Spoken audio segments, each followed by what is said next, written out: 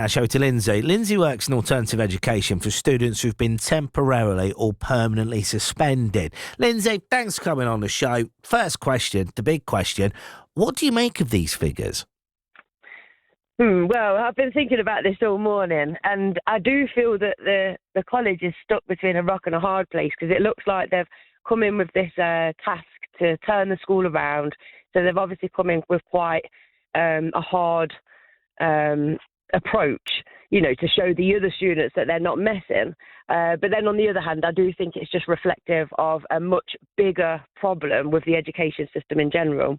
Right, we'll talk about the bigger problem with the education system in just a moment's time. We'll come back to that, Lindsay. But okay. I remember going to school, and I remember if someone was suspended, this was big news, Lindsay. This was, this was kind of like sent shockwaves through the whole of school. You aren't going to believe it. Someone's been suspended.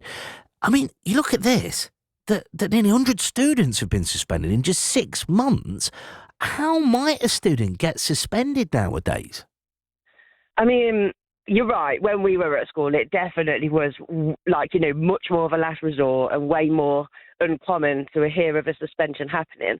But the thing is, things have changed so much just in the last 5 years in terms of the things that students are into, their behaviour, their perspective and things like that. And we've seen a huge rise in things like vaping, for example. So if you've got a student consistently vaping indoors, then that quite often leads to a suspension. And yet that is such a common thing that we see happening in school corridors and in school classrooms. Is it too easy to suspend students now, do you think? I think you still have to go through quite a rigorous process. You do have to have all the paperwork in place. It's not a decision that you can kind of just do on a whim. You have to follow a certain process to get to that point. But I just think that there's more students that meet those criteria, which is a whole range of reasons. I mentioned vaping, but then there's attachment to phones and this use of digital tech and things like that.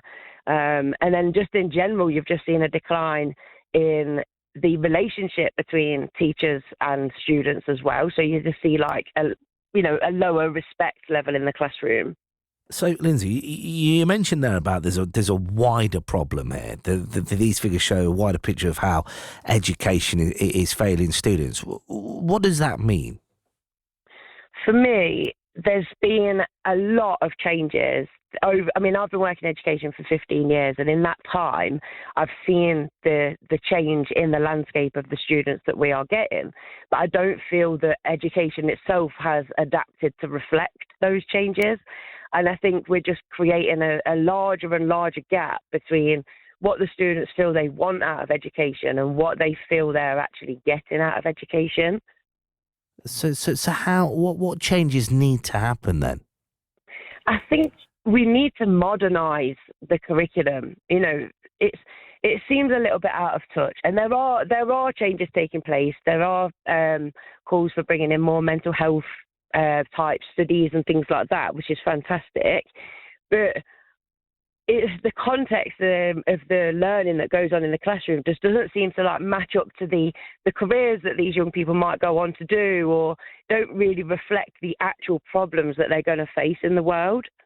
And Lindsay, you say there about kind of like how things are changing, this ever-changing picture of education at the minute. Do you think it's going to get worse before it gets better? Are you worried that more kids could be suspended, perhaps?